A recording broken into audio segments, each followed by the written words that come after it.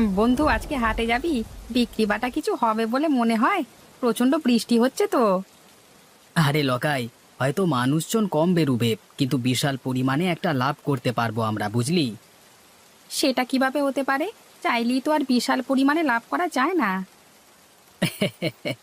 এবার চাইলেই প্রচুর পরিমাণে লাভ করতে পারবো আমরা। কালকের সংবাদপত্র পড়েছিস? হ্যাঁ, পড়েছি তো। সংবাদপত্রে আবার কি লাভ করবার উপায় লেখা আছে নাকি? ধুর, তুই যে এত বোকা, কি বলবো। আমি আবার কি করলাম? আরে পাগলা, কালকে সংবাদপত্রে দিয়েছিল টানা 2 মাস এভাবেই বৃষ্টি চলবে, আর এই বৃষ্টি থেকেই আমরা লাভবান হব। বৃষ্টি থেকে আবার কিভাবে লাভবান হব? যেটা বলছি শোন, বেশি প্রশ্ন করতে যাস না। এখন 2 মাস টানা বৃষ্টি হবে। এই বৃষ্টির সুযোগ নিয়ে আমরা হাটে জিনিসপত্র চড়া দামে বিক্রি করব। তাতে তোর লাভ হবে আর আমারও লাভ হবে। ও, এটার জন্য বলছিস? এবার বুঝতে পারলাম। মাথার ভেতরে গোবর পোড়া থাকলে যা হয়। এখন আর কথা বাড়াস না, তাড়াতাড়ি বাড়ি যা, হাটে যেতে হবে। পারলে দুটো বেশি করে মাছ নিয়ে যাস। ঠিক আছে, নিয়ে যাব। এখন তাহলে আসি, কেমন? আজকে হাটে তো একটা দোকানও খোলা নেই। ভালোই হলো, আমাদের কাজ আরো সুবিধের হয়ে গেল। ঠিক বলেছিস লকাই। চল, একটা ছাউনির নিচে গিয়ে বসি। মনে হয় আজকে আর কেউ বেশি দোকান খুলবে না। ওই তো একটা লোক এদিকে আসছে বলে মনে হচ্ছে। আমাদের কাছেই আসতে হবে, কোনো দোকান তো খোলা নেই বাবু। তা ভাই, মাংস কত করে? বেশি না, 1 কেজি মাত্র 350 টাকা। 1 কেজি মাংস? তাও আবার মুরগির মাংস 350 টাকা? ওরে বাবা! এই বর্ষার দিনে জিনিসপত্রের দাম তো বাড়বেই। এত বৃষ্টিতেও দোকান খুলেছি, দাম তো একটু বেশি হবেই। আশেপাশের কোনো দোকানই খোলেনি, দেখুন না। সে না হয় বুঝলাম, তা বলে এত দাম? এত বৃষ্টিতে কোনো দোকানদার দোকান খোলেনি, শুধুমাত্র আমরা দুজন বসেছি। দামটা একটু বেশি তো দিতে হবেই দাদা। আচ্ছা আচ্ছা, আমায় 2 কেজি মুরগির মাংস দিও। এই নিন আপনার 2 কেজি মাংস। আপনার হয়েছে 700 টাকা। এই নিন আপনার টাকা। বলিস কি রে ভাই, একদিনেও এত টাকা মুনাফা আমি তো আগে কখনো দেখিনি। দাঁড়া দাঁড়া, মনে হচ্ছে আরো একজন আসছে। লোকাই, মাছ কত করে দিচ্ছিস রে? লক্ষণদা, বেশি না, 1 কেজি মাত্র 250 টাকা। 1 কেজি মাছ 250 টাকা? তোরা কি পেয়েছিস বলতো? লক্ষণদা, এই বর্ষার দিনে এত কষ্ট করে মাছ ধরতে হয় পুকুর থেকে, দাম তো একটু বেশি দিতে হবেই। হ্যাঁ, 1 কেজি মাছ নাও আর 250 টাকা দাও। আচ্ছা, কি আর করা যাবে, আমাকে 3 কেজি দে। এই নাও তোমার 3 কেজি মাছ। তোমার হয়েছে 750 টাকা। তোরা তো দিনে দুপুরে ডাকাতি করে নিলি রে। এই নে, ধর তোর টাকা। কি বন্ধু, আমার বুদ্ধিটা কেমন কাজে দিল তো? এটা আবার বলে দিতে হবে নাকি? জবরদস্ত তোর বুদ্ধি। এত বুদ্ধি তুই রাখিস কোথায়? আমার বাড়ির আলমারিতে রে। ও ভায়া, আরে হাটের দিকে গিয়েছিলে নাকি? হ্যাঁ, হাটে গেছিলাম, দিনে দুপুরে ডাকাতি করে নিলে। কেন গো, তোমার সাথে আবার কে ডাকাতি করলো? কি আর করবে ডাকাতি? তোমাদের পাড়ার নগেন মাংস বিক্রি করছিল, আমি কিনলাম, 350 টাকা কেজি হিসেবে নিল। বলেন কি গো, 150 টাকার মাংস 350 টাকা নিল? একেবারে 200 টাকা বেশি। তার বলতে, হাটে কোনো দোকান খোলেনি বলে যা ইচ্ছে তাই করছে ওরা। আচ্ছা, আমি এখন বাড়ি যাই, দেরি হয়ে যাচ্ছে আমার আবার।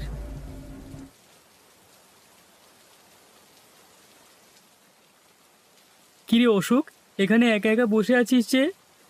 হ্যাঁ লক্ষণদা, বসে বসে বৃষ্টি দেখছি। তো বাড়িতে তো আর মন টিকছিল না, তাই চলে এলাম। তা তুমি কোথায় গিয়েছিলে? এই হাটে গিয়েছিলাম, হাট করতে। তা হাটের কি অবস্থা গো লক্ষণদা, দোকান খুলেছে? হ্যাঁ, 2টি মাত্র দোকান খোলা আছে, নগেনের মাংসের দোকান আর লকাইয়ের মাছের দোকান। লক্ষণদা, তুমি কি নিলে, মাছ না মাংস? আর বলিস না রে ভাই, আমি 3 কেজি মাছ নিলাম, তাও কত দামে জানিস? 1 কেজি মাত্র 250 টাকা হিসেবে, বাবারে বাবা! বাপরে বাপ! সুযোগের সৎ ব্যবহার করে নিচ্ছে ওরা দুজন, বুঝলে তো? যা বলেছিস, 150 টাকা কেজি মাছটা বিক্রি করছে 250 টাকা কেজিতে, ভাবা যায়? এত দামে বিক্রি করবে ওরা, এটা ভাবা যায় না। এই তো একটা বুদ্ধি মাথায় আসছে বলে মনে হচ্ছে। এই সুযোগটাকে হাতছাড়া করলে হবে না। ওই ইংরেজিতে কি যেন বলে, একটু বিজনেস করা যাক।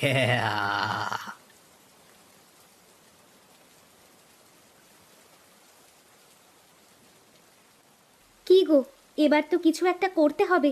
এইভাবে বাড়িতে বসে থাকলে তো আর সংসার চলবে না। কি করব বলো? কাল সংবাদপত্রে দিয়েছিল এখন 2 মাস টানা মুষলধারে বৃষ্টি হবে। আমাদের পুকুর থেকে মাছ ধরে হাটে নিয়ে যাও না গো একবার। বিক্রি করলে তবু সংসারটা চলবে। এই বৃষ্টিতে মাছ না হয় নাই ধরলাম, কিন্তু কিনবে কে? যা বৃষ্টি হচ্ছে তাতে লোকজন বাড়ি থেকে বেরোবে বলে তো মনে হয় না। তুমি অত চিন্তা করো না, বিধাতা ঠিক একটা না একটা উপায় বের করে দেবে। এইভাবে মুষলধারে বৃষ্টি চলতে থাকলে কিছুদিনের মধ্যেই বন্যা হয়ে যাবে, তখন সংসার চালানো আরো মুশকিল হয়ে যাবে। আরে অশোক দা যে, তা কি মনে করে আমার বাড়িতে?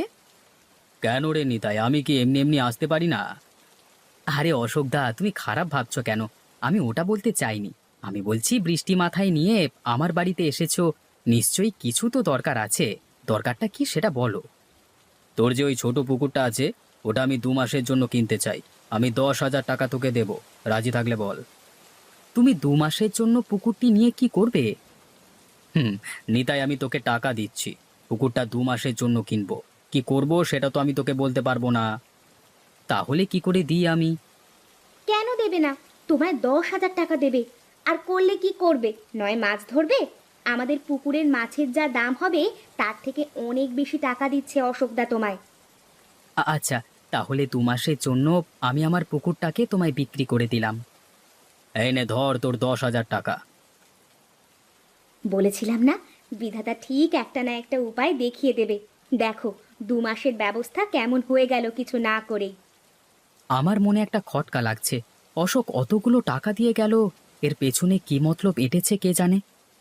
তোমাকে কতগুলো টাকা দিয়ে গেছে, এটা তো খুশির খবর। এবার পুকুর নিয়ে ও যা পারে করুক। না গো গিন্নি, ও মহা ধড়িবাজ লোক, তাই ভাবতে বাধ্য হচ্ছি। অত শত ভাবতে হবে না তোমায়। যা পেয়েছো তা নিয়েই খুশি থাকো। বল লকাই, আমার পরিকল্পনাতে কেমন ব্যবসা করছিস? একদম ফাটাফাটি। এরকম চলতে থাকলে আমরা কিছুদিনের মধ্যেই অনেক ধনী হয়ে যাব। নগেন, লকাই, তোদের সাথে একটু জরুরি কথা আছে। হ্যাঁ, বলো না, কি কথা? নগেন, আমি তোর পোল্ট্রি ফার্মটা 2 মাসের জন্য কিনতে চাই, আর তার জন্য আমি তোকে 10,000 টাকা দেব। না না, 10,000 টাকায় আমি মোটেই দেব না। আমার 20,000 টাকা দিতে হবে, তবেই বিক্রি করব। আচ্ছা তাই হবে, তোকে 20,000 টাকাই দেব। আর লকাই, তোর পুকুরটিকেও আমি কিনে নেব 2 মাসের জন্য। তারপর তোর পুকুর আবার তোর হয়ে যাবে। আচ্ছা, কত টাকা দেবে বলো?